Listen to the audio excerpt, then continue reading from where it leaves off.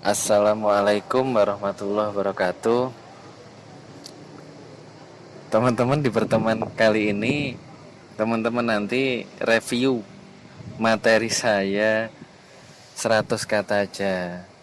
Di review di situ nanti kalau copy paste kan kelihatan, tetap kelihatan masing-masing mahasiswa dengan ciri khas penulisannya kan nanti kelihatan.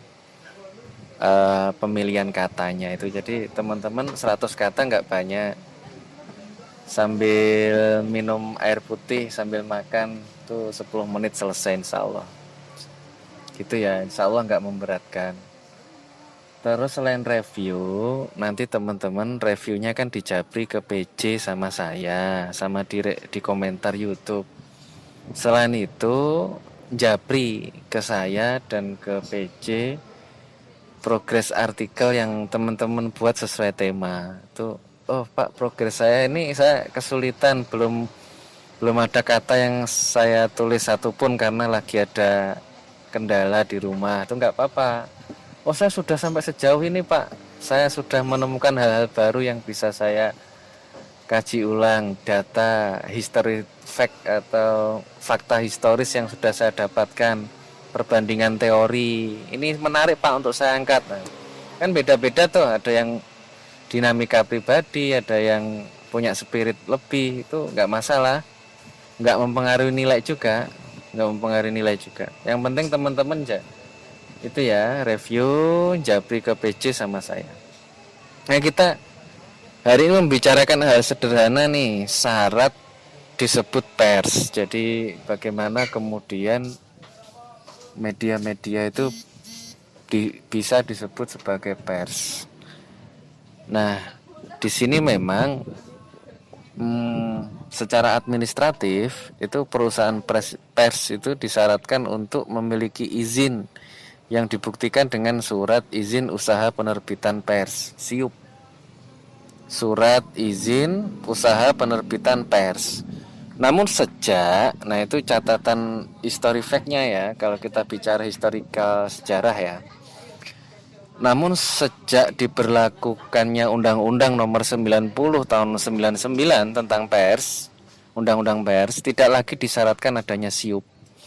Jadi ketentuan perusahaan pers itu harus berbentuk badan hukum.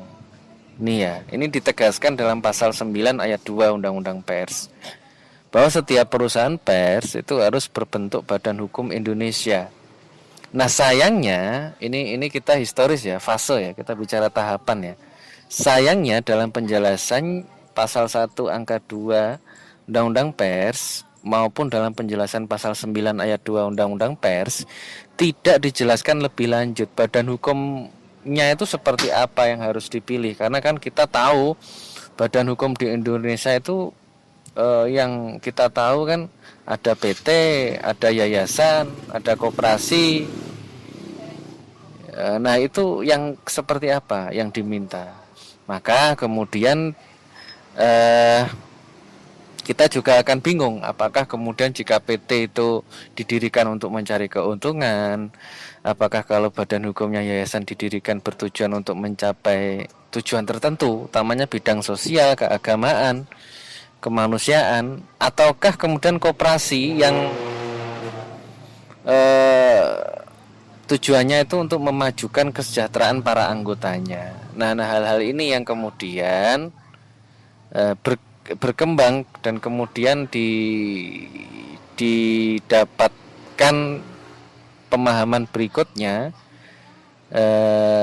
Di tahun 2017 ada sejumlah syarat yang harus dimiliki sebuah perusahaan pers berstandar, yakni satu, perusahaan pers harus mendapat pengesahan dari badan hukum yakni PT. Jadi gitu ya. Sempat ada simpang siur bagaimana regulator yang dilakukan oleh Undang-Undang Pers dalam mengejawantahkan lembaga pers yang ideal itu kayak apa, apakah PT, apakah koperasi, apakah yayasan. Tetapi kemudian disepakati secara administratif itu bahwa perusahaan pers itu harus mendapat pengesahan dari badan hukum yakni PT. Selain yang kita ketahui, kalau kita ngomong badan hukum maka harus ada legalitas pendirian, akte notaris, harus ada SK Kemenkumham. Itu tidak mengesampingkan semua itu. Nah, kemudian yang kedua, perusahaan pers wajib punya modal dasar minimal 50 juta. Biasanya untuk media online ini. Kalau media cetak modal lebih besar karena kan sarpasnya untuk mendukung media cetak itu kita ketahui harus ada plat, harus distribusi, pencetakan, ya kan, percetakan itu butuh dana yang tidak sedikit. Yang ketiga, modal yang disiapkan sekurang-kurangnya mampu mengoperasikan perusahaan dalam waktu 6 bulan. Yang keempat, perusahaan pers wajib memberikan upah wartawan atau karyawan minimal sesuai UMK dengan total 13 kali gaji setahun. Jadi ada tunjangan hari rayanya. Yang kelima, perusahaan pers wajib memberikan perlindungan hukum bagi wartawan atau karyawannya. Nah, perlindungan hukum ini kita pasti akan bersinggungan dengan Dewan Pers, karena Dewan Pers itu sebagai payung regulator undang-undang pers. Pers harus terverifikasi, validasi di Dewan Pers sehingga terlindungi secara hukum. Jika ada permasalahan-permasalahan konten jurnalistik, itu penyelesaiannya tidak KUHP tapi etik jurnalisme pada sidang sengketa di Dewan Pers. Itu yang lebih melindungi kebebasan pers oleh wartawan.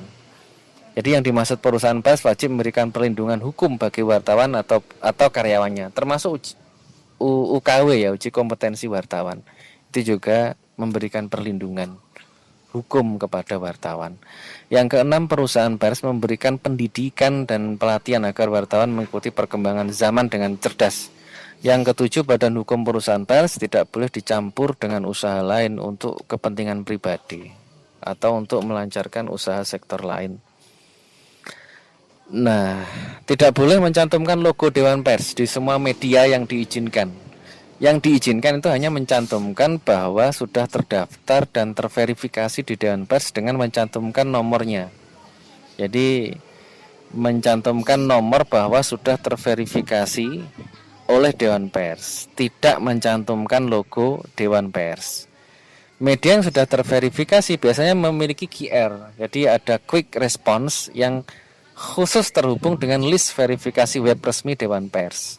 TV dan radio itu untuk media online ya, dan juga media cetak. Kalau untuk TV dan radio itu dimasukkan dalam bumper in dan bumper out, mengapit program berita yang disiarkan sebagai bukti bahwa sudah terverifikasi Dewan Pers. Ini semua kenapa dibutuhkan? Untuk menghindari berita bohong, hoax, ataupun fake news, ya kan, informasi bohong ataupun fake news. Ada yang membedakan dua hal ini. Kalau hoax itu informasi palsu, bukan dari media tetapi dari omong-omongan orang, dari pembicaraan antar orang, antar media, tetapi belum dimasukkan dalam konten jurnalistik, itu namanya hoax. Kalau fake news itu sudah masuk dalam konten publikasi media, itu baru dikatakan fake news, berita bohong. Ya, ini referensi ya, ini referensi. Nah, dalam pengertian lain, ini sudah perjelas tadi, berita fiktif yang dimuat di media. Agung Subdipyo, Jagat Digital 2019. Maka perlu ada upaya serius pemerintah dalam revisi Peraturan Presiden Nomor 82 Tahun 2012 tentang penyelenggaraan sistem dan transaksi elektronik. Nah, ini perlu menjadi pikiran bersama, terutama pemangku kebijakan. Nah, yang terakhir, kenapa pentingnya terverifikasi, tervalidasi, uji kompetensi bagi wartawan, pentingnya untuk dipayungi oleh Dewan Pers itu menunjukkan bahwa media kita, media online, media cetak itu profesional dalam menjalankan tugasnya. Karena Dewan Pers mengatakan bahwa narasumber itu boleh menolak, bupati, lurah, akademisi, politisi, ahli, praktisi itu boleh menolak diwawancari wartawan jika wartawan itu belum uji kompetensi, apalagi medianya belum terverifikasi.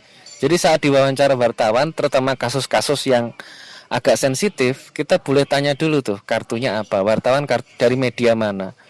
medianya sudah terverifikasi Dewan Pers atau belum, wartawannya sudah uji kompetensi atau belum, karena itu menunjukkan profesionalitas seorang wartawan. Nah, ini referensi yang bisa teman-teman review dan tambahkan hal-hal yang kira-kira menarik dan belum saya ungkapkan tuh bisa ditambahkan di sini.